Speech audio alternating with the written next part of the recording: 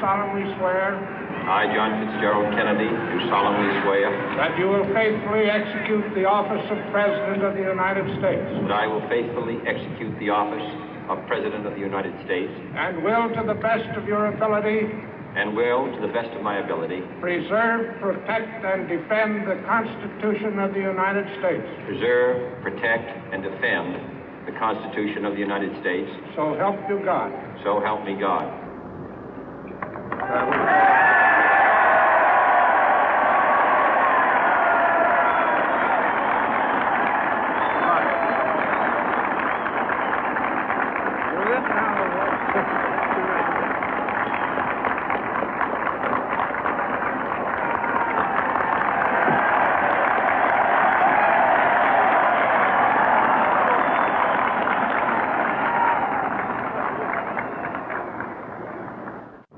Vice President Johnson, Mr. Speaker, Mr. Chief Justice, President Eisenhower, Vice President Nixon, President Truman, Reverend clergy, fellow citizens. We observe today not a victory of party, but a celebration of freedom, symbolizing an end as well as a beginning, signifying renewal as well as change.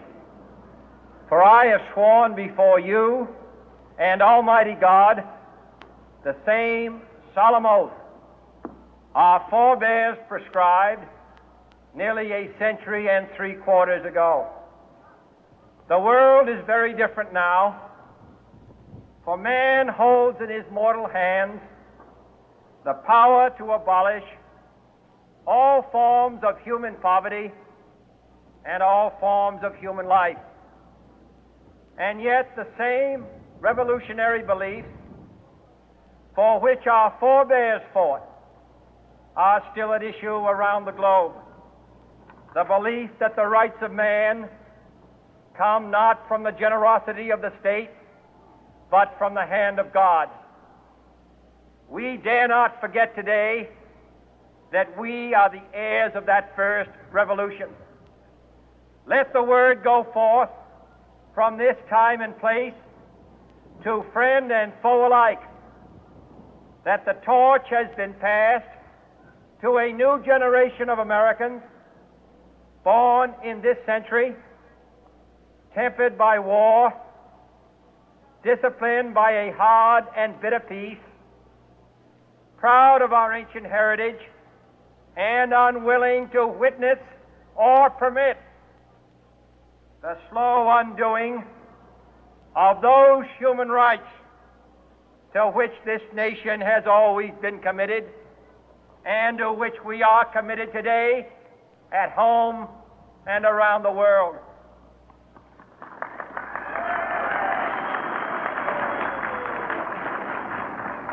Let every nation know, whether it wishes us well or ill, that we shall pay any price, bear any burden, meet any hardship, support any friend, oppose any foe to assure the survival and the success of liberty.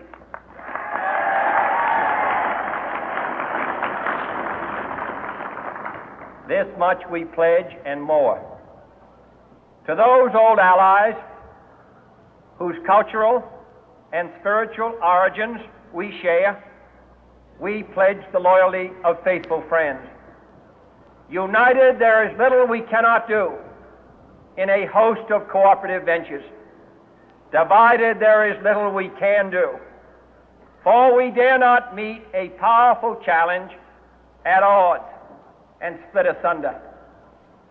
To those new states whom we welcome to the ranks of the free, we pledge our word that one form of colonial control shall not have passed away, merely to be replaced by a far more iron tyranny. We shall not always expect to find them supporting our view, but we shall always hope to find them strongly supporting their own freedom and to remember that in the past, those who foolishly sought power by riding the back of the tiger ended up inside.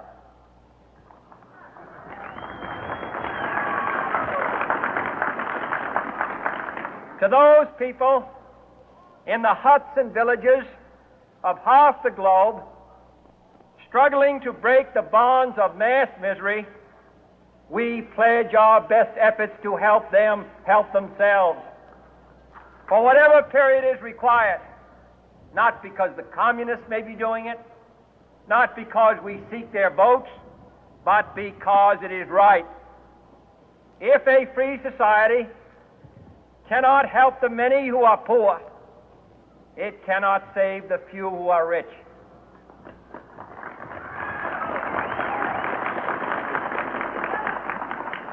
To our sister republics south of our border, we offer a special pledge to convert our good words into good deeds, in a new alliance for progress, to assist free men and free governments in casting off the chains of poverty. But this peaceful revolution of hope cannot become the prey of hostile powers. Let all our neighbors know that we shall join with them to oppose aggression or subversion anywhere in the Americas. And let every other power know that this hemisphere intends to remain the master of its own house.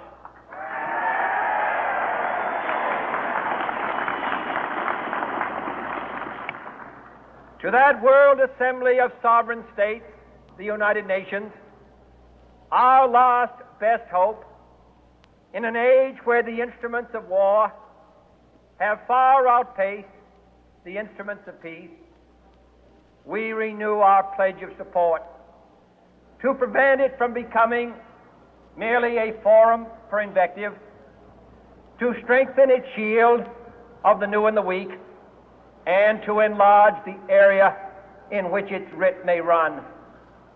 Finally, to those nations who would make themselves our adversary, we offer not a pledge, but a request that both sides begin anew the quest for peace.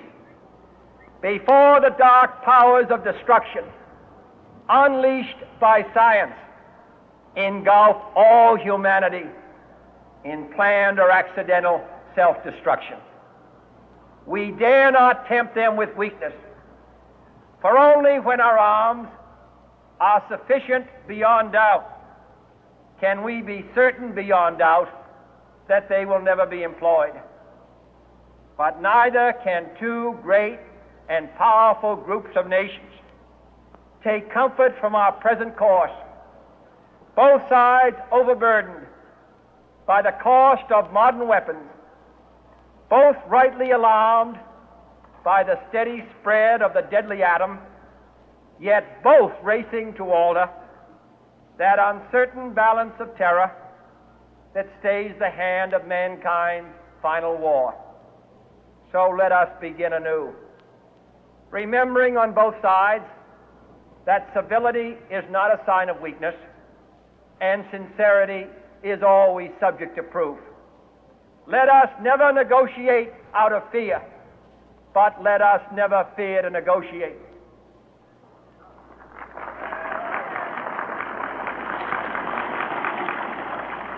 Let both sides explore what problems unite us, instead of belaboring those problems which divide us.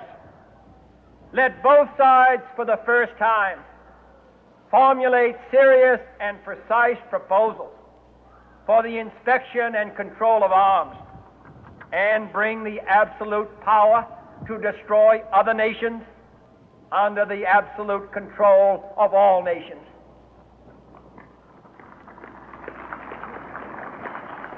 Let both sides seek to invoke the wonders of science instead of its terrors.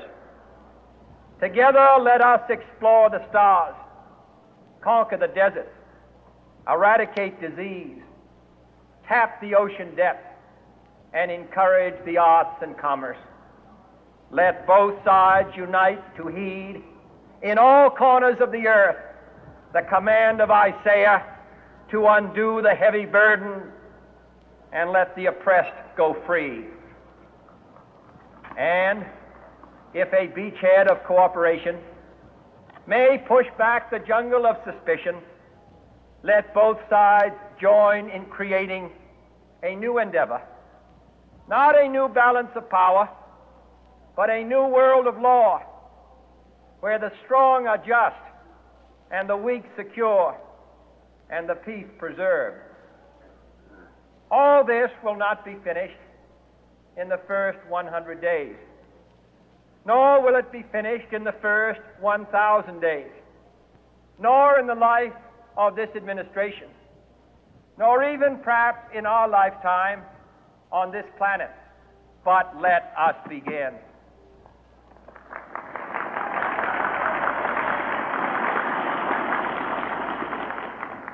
In your hands, my fellow citizens, more than mine, will rest the final success or failure of our course. Since this country was founded, each generation of Americans has been summoned to give testimony to its national loyalty. The graves of young Americans who answered the call to service surround the globe. Now the trumpet summons us again, not as a call to bear arms, though arms we need, not as a call to battle, though in battle we are, but a call to bear the burden